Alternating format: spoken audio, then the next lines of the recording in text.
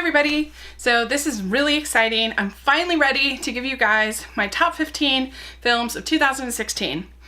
I saw 145 releases from 2016, which is crazy. I don't know how I pulled that off, but I actually ended up having a lot of movies that I wanted to put in this top 15.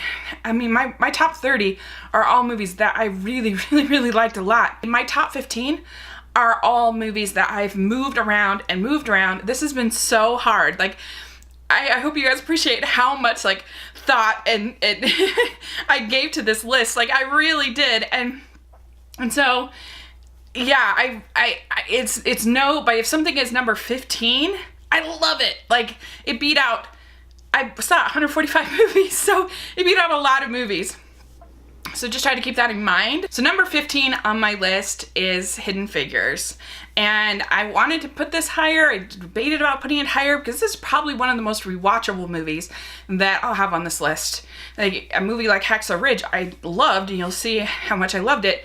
But I'm not going to rewatch that all the time. And this was just so heartwarming. It was so wonderful to see. I love movies about work, and I thought this movie did such a good job of showing how certain kinds of discrimination can be institutionalized, and people that would never see themselves as being particularly racist, that they just sort of follow along with the institution or the system. And that was totally the Kevin Costner character.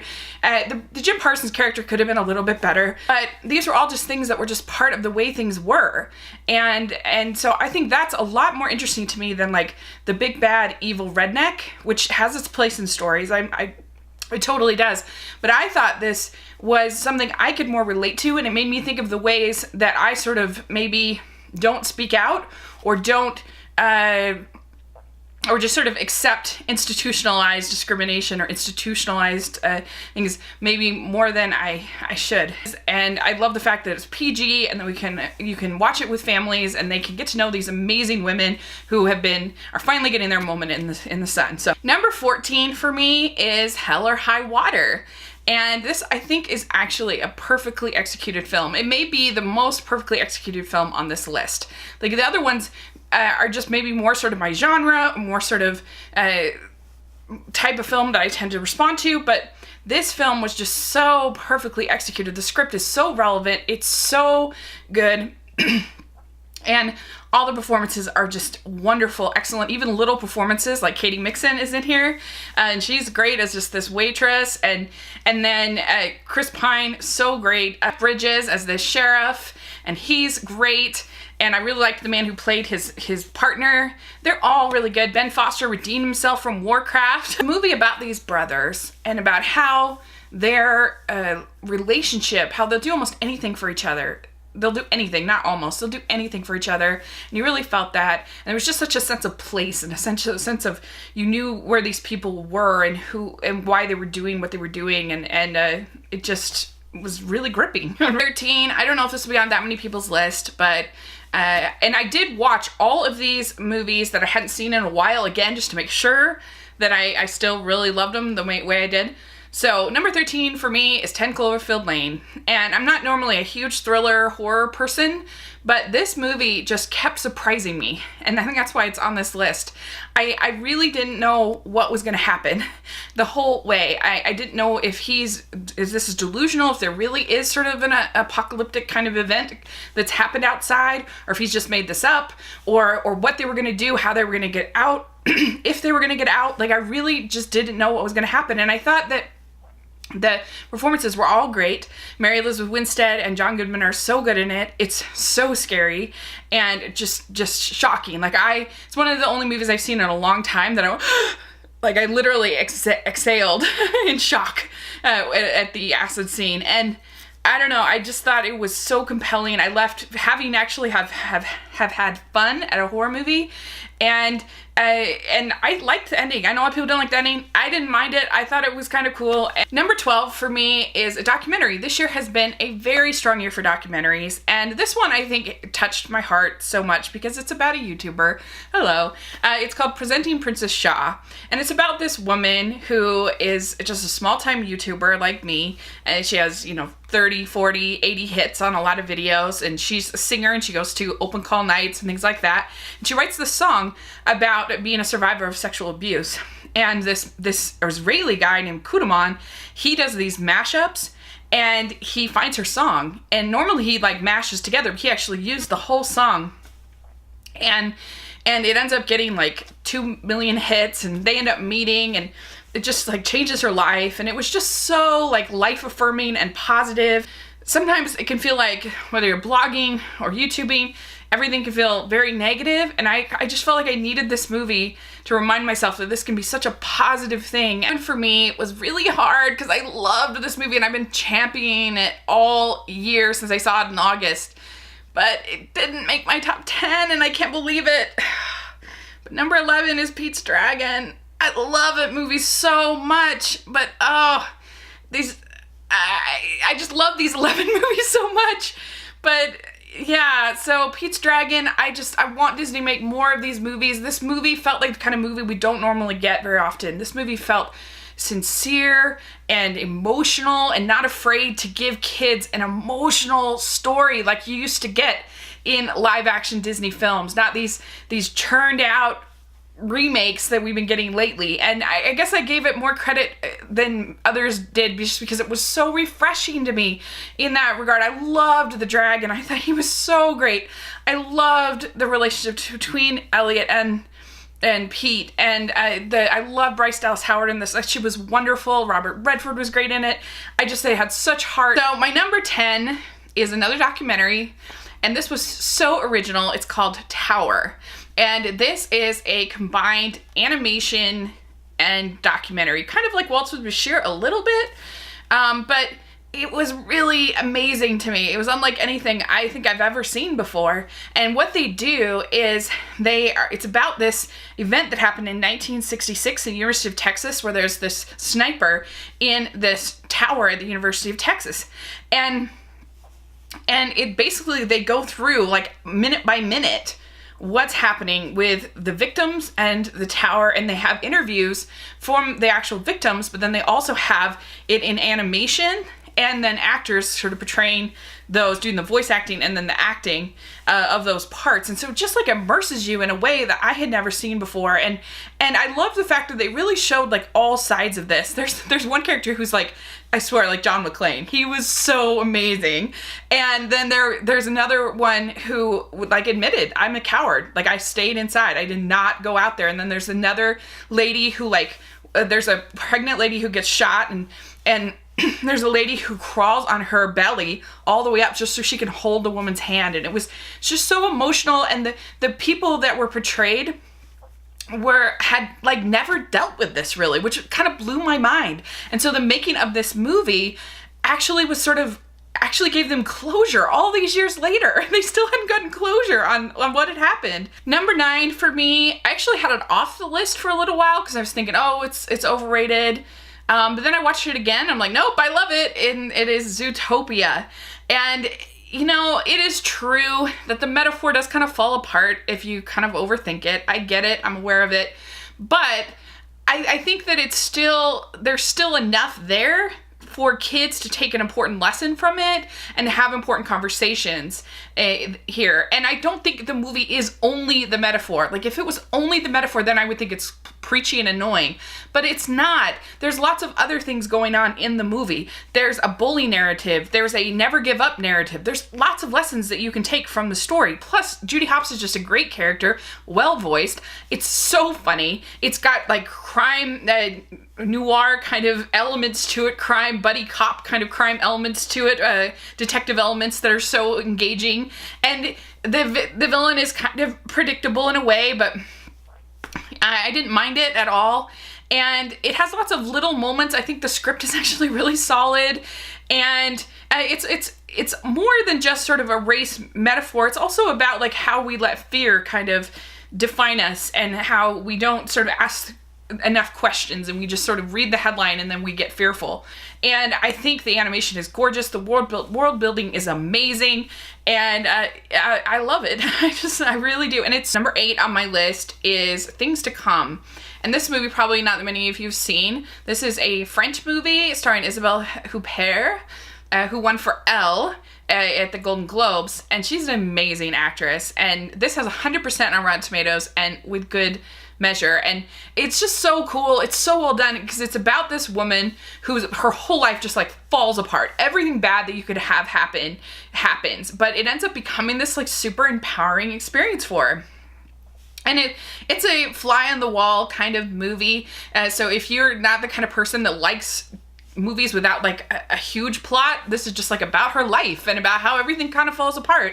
And I just found it so moving, and I found the characters so relatable, and it's what really amazed me is there's a scene where she has to give a eulogy for her mother, and she's an agnostic, and she explains her sort of how she values life as an agnostic person, and I was moved to tears, and I'm Christian. And so I just thought, wow, the writing in this is just phenomenal, and the acting is phenomenal. If the words of an agnostic person makes me cry, because it was just so honest and so beautiful. 7 for me is The Red Turtle. And The Red Turtle is a combined project between Studio Ghibli, who I love, and a Dutch, I think, or Danish, I can't remember, or Belgium, I can't remember, European studio. And it really has a feel if like Studio Ghibli and Cartoon Salon that does Song of the Sea, if they had like a baby, then they would make this. Those are like 2 of my favorite things in the whole world. This movie is so beautiful. First of all, the animation is incredible, and it has no dialogue. And so it's an incredibly bold movie. The music, oh my gosh, it's just gorgeous. It would be my pick for the best score of the year if I had any say on things. And it ends up being this just really incredible story about fate, and how sometimes sometimes nature itself will stop you from making the wrong choice, I guess. And it's a love story, and it's just completely engrossing and engaging, even though it has no dialogue. Number 6 on my list is Lion. And I don't know why, I feel like this isn't getting the sort of the love it deserves. I thought this movie, the true story element was just incredible, that this actually happened, and he was able to find his family through Google Earth and everything. But really, like especially the first hour, when it's just about him as a little boy, oh my gosh, it was so compelling. It really reminded me of Slumdog Millionaire, which is one of my favorite movies ever. And the little boy actor was so great. You just felt panic, you felt joy when he would be happy. I was just totally engrossed. I thought Nicole Kidman was excellent as his adopted mother. And I don't know, I just thought it was moving and beautiful, and a great adoption message, and incredible cinematography, great music. Number 5 for me is Love and Friendship. This is the adaptation by Whit Stillman of the Jane Austen novel Lady Susan. This actually gave me a new Jane Austen, because I had never really read Lady Susan. I think I'd heard of it, but I never read it. And so I went and read it, and I ended up loving it. And so I love this movie partly because it gave me a new Jane Austen, which is like my favorite author in the whole world. And this movie, I saw the same day that I saw X-Men Apocalypse, which I hated, and I saw Alice Through the Looking Glass the next day. And so this movie was like a ray of light in 2 movies I did not like. And I thought this movie was so funny, and I rewatched it and I laughed and laughed and laughed. I love the performances. Kate Beckinsale, amazing. It's just, it's tightly edited. It doesn't overstay its welcome. It has a different kind of character than I have ever seen from a Jane Austen story. Here Lady Susan is one who's selfish, and she's kind of an anti-hero in a way, because everything that she does ends up helping people. So you can't really hate her, at least I don't. And they end up better off than where they left off. If she hadn't been as selfish, they would have been worse off. So I don't know. I just thought her insight and her analysis was hilarious. I love Chloe Sevigny in this. I think she was so funny. And every time that she's like, my husband says we can never meet again, I just laugh and laugh. And Tom Bennett, so great. The costumes are great. The music is great. And compared to other Jane Austens where there's lots of a sense of waiting and sitting, and this was just more proactive and had more energy than any I've ever seen before. And I love those other movies, but I love this also. This one will shock everybody here, I think. So number 4 for me is Moana. And I know you're probably like, what? I can't believe that's not number 1. This is the movie I connected probably the most emotionally with. I love Hawaii. I love Polynesia. And I thought they were very respectful of it. And I loved her unselfish journey and how it kind of felt sort of like the Odyssey to me of just meeting a bunch of obstacles sort of along the way. The animation is stunning. I loved the water. I just wanted to like dive into it. It was so beautiful. I loved Maui. I thought he was great. I loved Hey. I thought he was hilarious. I was just thoroughly entertained from beginning to end with Moana. I thought it was funny. I thought it was exciting. I thought it was so refreshing to have a character like her where, like, I love all different kinds of Disney princesses and I will defend them, but it was really refreshing to me to see this new one from Disney with Moana. Cool mixture of independence and tradition, like that you don't see that often. I really thought that was great. She loved her people, and that's really what inspired her, is when she sees the people that they were before, when she sees that they were voyagers, and that's when she gets really inspired to finally go and do something to help and to find Maui. And I just loved it. Number 3 for me is Hacksaw Ridge, and you know, Hacksaw Ridge was a movie that I was hesitant to see because I knew that it was super violent. And it is. It's so violent. But it's a rare instance where I feel like the violence actually really made it a better movie. Because you get this basis of his faith and why he's doing what he's doing. And one of the things I really liked is the fact that, like, his brother goes to serve and he has the same faith. And this is his unique covenant that he makes with God. This is not something that is a rule dictated to him by his church. And I thought that was really cool. Like, you don't see that very often in faith-based films. That kind of reminded me in a way of like the stories of Daniel in the Old Testament, about how no matter what, he will go into that lion's den, but he is not going to deny. He's not going to give up praying to his God. So it was just that kind of personal covenant that you know you could just like Daniel could just say whatever needs to be said, you know, and just fake it or hide it and say a prayer inside. No, he's not going to do that. And that's the same way with Desmond in this movie. And I thought that was just so inspirational. So when he's on that ridge and he just keeps saying, one more Lord, it was just so intense and so moving. And the fact that he just, I don't know, I just found it amazing that like he just kept saying one more, and how many people he saves. And I was so inspired by it. I left the theater just thinking, what can I do to help people? What can I do to shed my faith to other people and be stronger and bolder? And I don't know, it's just this hyper violent, super inspirational movie that I loved. Two for me is Sing Street. I love this movie so much. It's the one I've probably seen the most of the movies this year. I put it on when I'm feeling sad, and I just watch it, and it just makes me so happy. This movie is like joy in movie form. When I first saw it, I wanted to just stay in the theater and just watch it again as if it was at a screening, so I couldn't.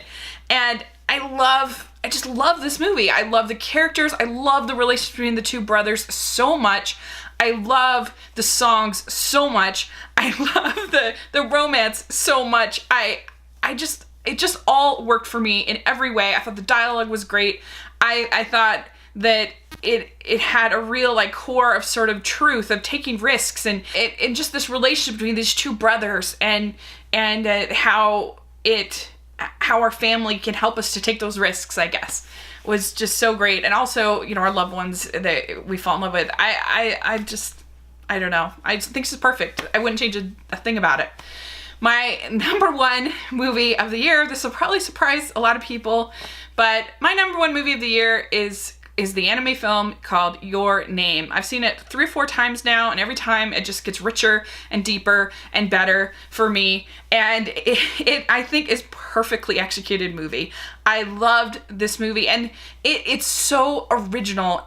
What it does so brilliantly is it starts out, it kind of hooks you in because it just starts out this light, breezy body swap movie for about 20 minutes. And then it takes a turn where the characters find out something about each other. And there's sort of a sci-fi element to it and other elements to it, and it just becomes richer and deeper and more meaningful and more beautiful. I loved the characters so much, both of the lead characters and even the side characters. The dialogue is really great. The animation is stunning. They use light and comets and it was just gorgeous, and it kept surprising me. I mean, that's one difference between this and Moana, is that I pretty much knew where Moana was gonna go. This, I had no idea where it was gonna go. I had no idea where the story was gonna go. It was so unpredictable and different and unique, and the music is just gorgeous, both score and songs. I loved. I think it is basically a perfect movie. I don't have any major flaws to it. The romance is just perfectly nuanced and perfectly handled, I think. And I just was so rooting for these characters to kind of find each other more as friends than as like lovers. Like, they develop this friendship so authentically and beautifully. And that's something that's always been really important to me, is friendship. And I also liked how much they learned through being in each other's skin, which was really great. You know, that she learned so much about like his friends and the way that he interacts with, she goes on a date for him at a certain point, and the things she learns about him through that, and just the whole idea of sort of stepping inside someone's shoes and sort of experiencing their life. And it was just great. It's a great movie, and it's my number 1 of the year. It's the one that's the most unique, the most memorable, the most beautifully animated, and so yeah, there it is. So that's my top 15 of the year. I feel good about it. It was really hard. You have no idea how much I thought and pondered and everything about this. So anyway, I'm sure it's very controversial. There's probably some on here that you don't like, some on here that you like, and some that you may not have ever heard of, so I encourage you to check them out. So thanks so much. Please subscribe to my channel, and I will talk to you later.